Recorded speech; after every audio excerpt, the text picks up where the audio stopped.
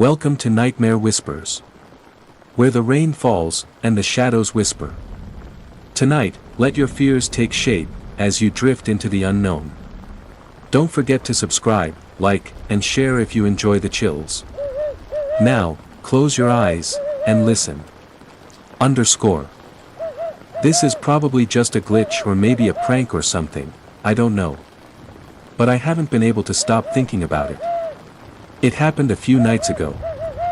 I couldn't sleep and I was super hungry, like stomach growling, head throbbing kind of hungry.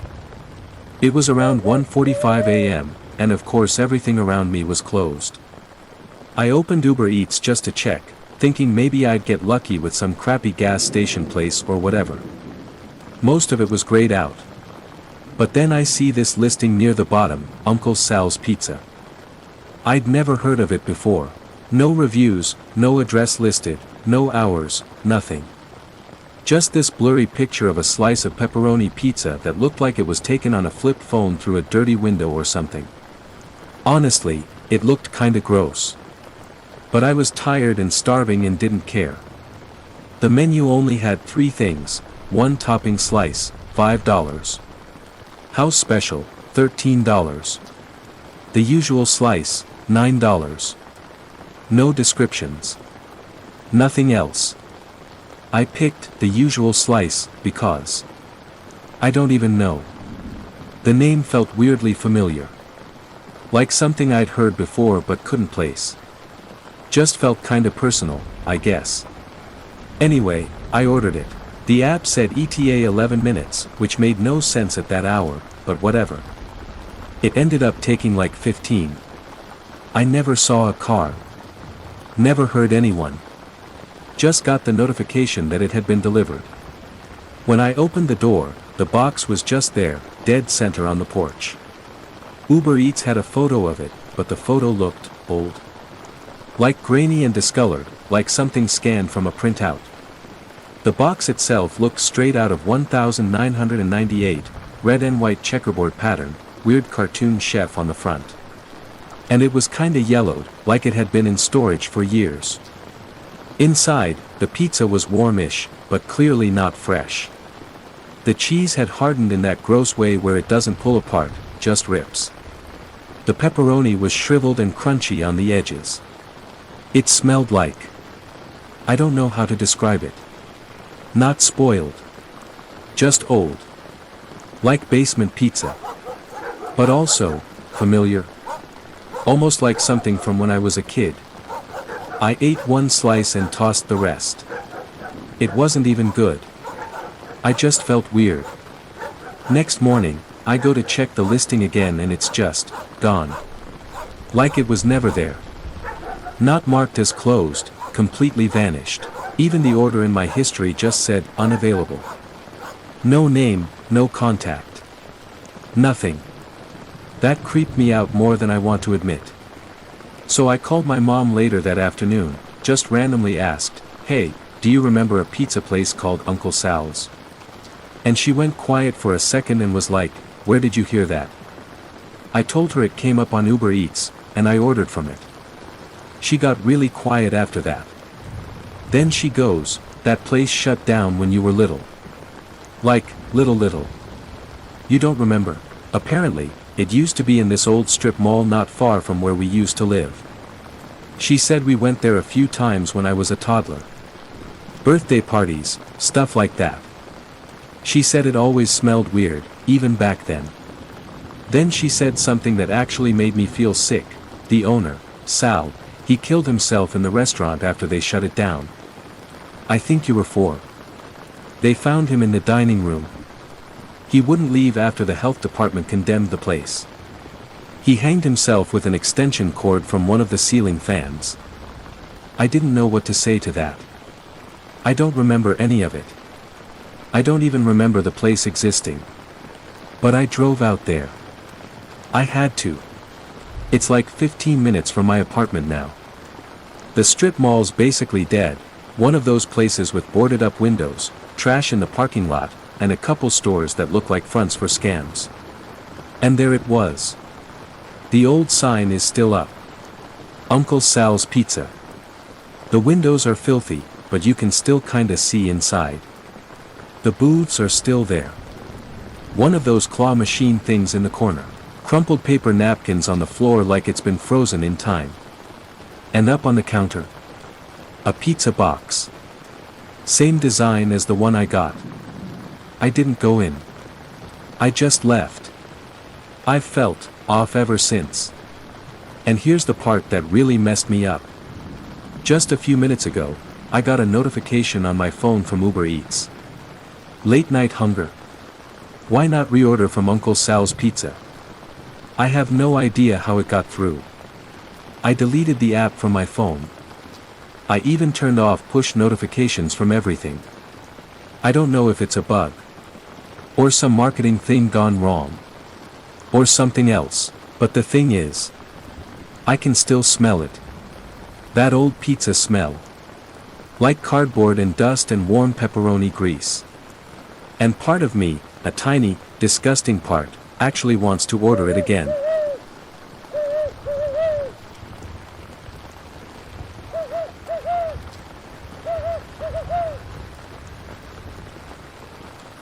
I used to laugh at urban legends.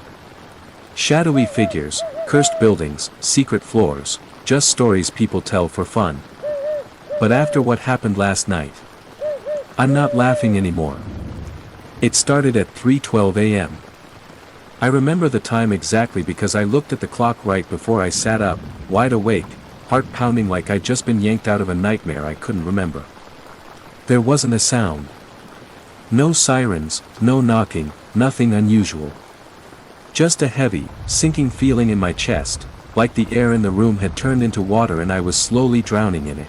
I couldn't shake the sense that I needed to leave. Not to run away, exactly, but to go somewhere. Like something was calling me out into the hallway. Half asleep and completely unsettled, I opened the door to my apartment, and instantly knew something was wrong. The lighting was off. The usual bright, flickering fluorescent bulbs had been replaced by something duller, yellowish, and cold. Shadows clung to the ceiling. The walls looked longer. Like the building had stretched while I slept. Still half convinced I was dreaming, I stepped out and walked toward the staircase at the end of the hall, but when I turned the corner, there were no stairs. Just a hallway I'd never seen before. That should have been the end. But ever since then, something's been wrong. Each night, the hallway outside my apartment feels different. Like the shadows last a little longer. The silence stretches a little deeper. And the door I don't remember being there is getting closer. One step closer. Every single night.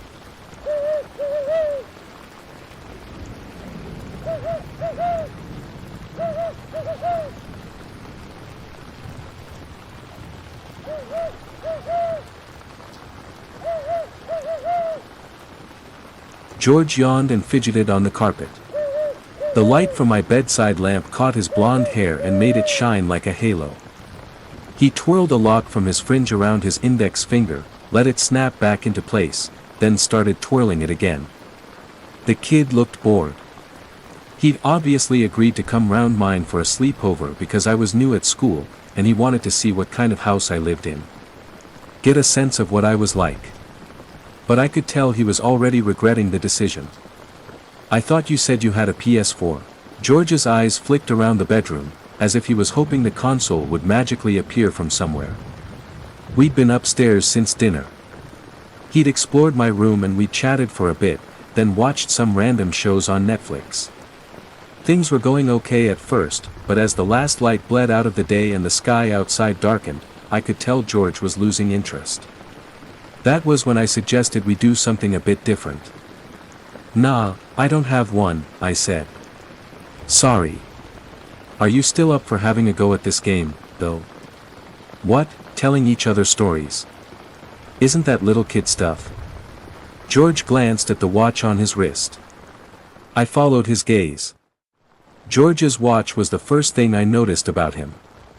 He sits in front of me in English, and I spotted the watch after a ray of sunlight glinted off its face and caught my eye. It's a really nice watch. Most of the kids in my year have digital watches, those blocky ones that light up when you press a button on the side, but George's watch was different. More adult. It was one of the reasons I'd picked George to invite to over. "Hey, can I try your watch on?" George looked up at me and frowned. "What? Your watch? Can I try it on? It's really nice." George stared at me for a second longer. One hand moved to touch the strap on his wrist, as if to make sure it was still secure. "Sorry, I don't let anyone try my watch on. My dad says I'm not allowed." He glanced around the room once more, his eye going from the door to the dark window. He sighed. "Okay, let's play this dumb game then.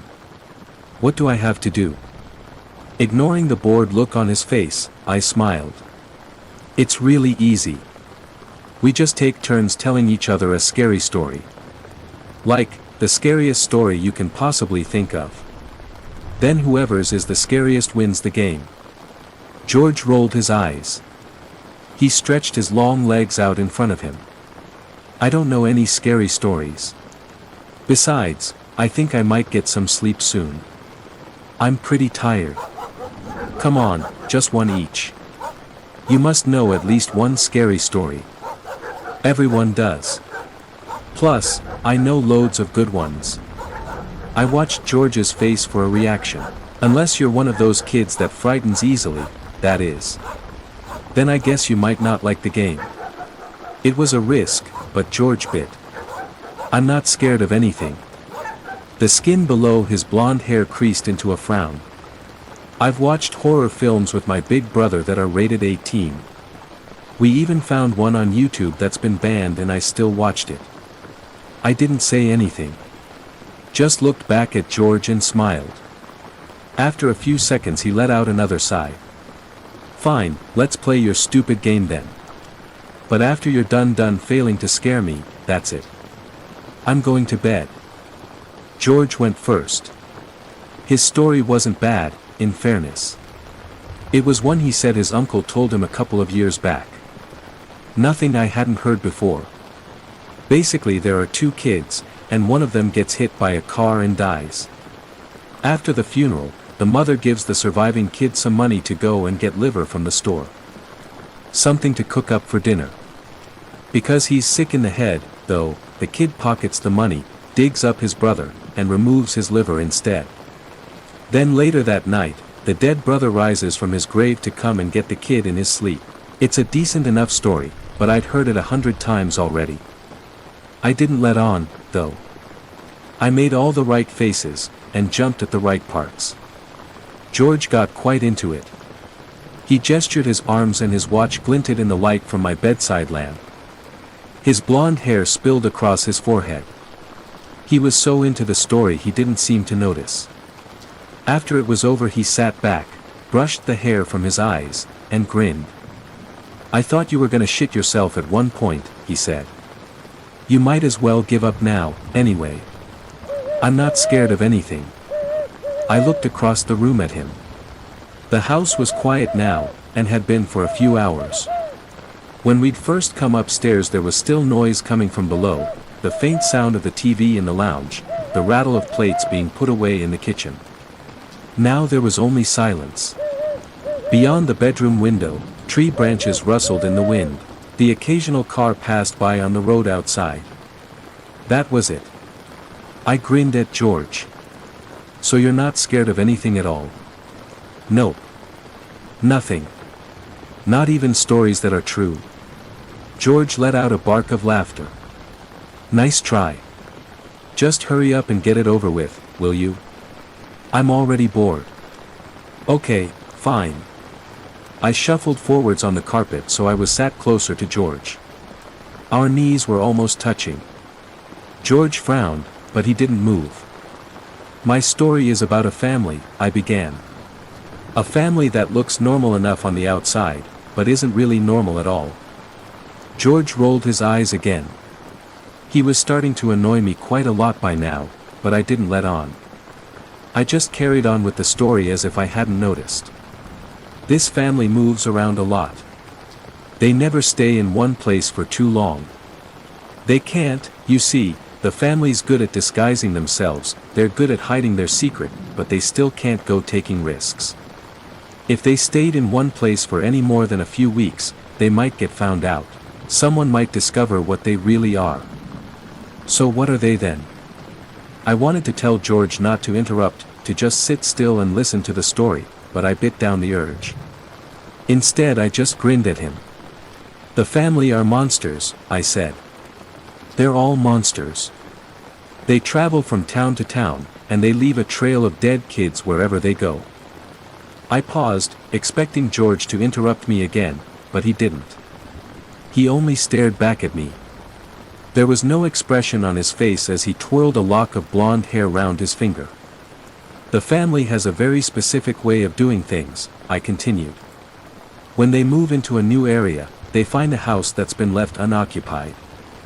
Not a completely empty house, just one where the people that normally live there are off on holiday or something.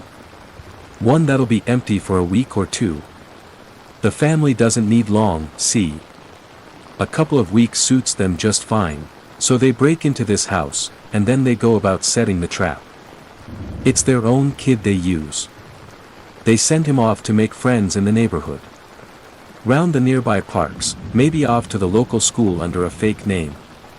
Tell him to get to know the other kids. The family is hungry by this point, really, badly hungry, but they don't do anything just yet. They've learned to be patient. I paused and took a breath. This was a story I'd told before, but I found I liked it more and more with each retelling. The trick was not to rush, though. You had to savor it.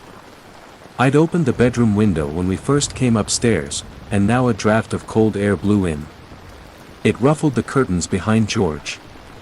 Tree branches shook in the garden outside, the leaves whispering to each other.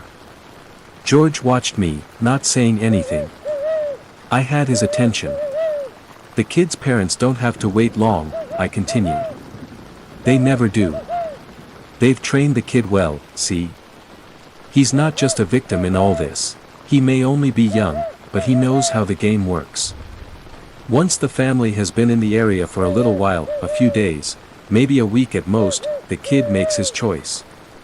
He picks a new friend to invite back to their house. The parents give him an incentive, too. He's still too young to share the tastes they have, they tell him that's something he'll only acquire when he gets older, but he still gets something out of it. What does he get out of it? George's eyes were fixed on mine. His finger kept twirling the same lock of hair, over and over again. He gets the other kid's stuff, I replied. Whoever he picks. He gets to keep all their belongings after his parents are finished with them. Somewhere in the house below us, a door slammed. George's eyes flicked away from mine towards the bedroom door, then back again. I smiled at him. So. George kept his eyes on me as he tried to formulate the question. So. What exactly do the parents? What do they do with the kids they take? Oh, they eat them, I replied. They eat their insides. They tear the kids open while they're still screaming, and they pull out their guts and intestines by the handful. Wolf everything down until there's nothing left but a husk. I grinned. Somewhere below us, a floorboard creaked. The sound was faint and muffled, and I don't think George heard it. Can you imagine what someone looks like when they've had everything inside them removed? They hardly even look like a person at all. It's like the stuff a snake leaves behind when it sheds its skin. The glow from the bedside lamp made George's skin look pale. His lips were slightly parted as he stared at me. But how do they get away with it? He asked. Don't the parents of the kids that get taken come looking for them the next day? When their kids don't show up back home? I grinned back at George. I'd been hoping he'd ask this. Oh, the family's long gone by that point, I said. They vanish like shadows in the night. The only thing they take with them is the remains of the dead kid, and when their parents come looking for them the next day, all they find is a locked house that belongs to somebody else. Another floorboard creaked. It was louder this time, and we both heard it. The sound had come from the corridor outside the bedroom. George's head swiveled in the direction of the door. His eyes were wide in his pale face. What was that? Oh, that was nothing, I lied. Probably just the house settling. There's nothing to be scared of, George. I eyed the watch on his wrist. And imagined what it would look like on mine. From the corridor outside came the soft sound of approaching footsteps. You've just listened to another whispered nightmare. We hope it haunts your dreams, just enough. For more terrifying tales under the rain, hit subscribe, and turn on the bell so you never miss a whisper. Sleep tight, if you can.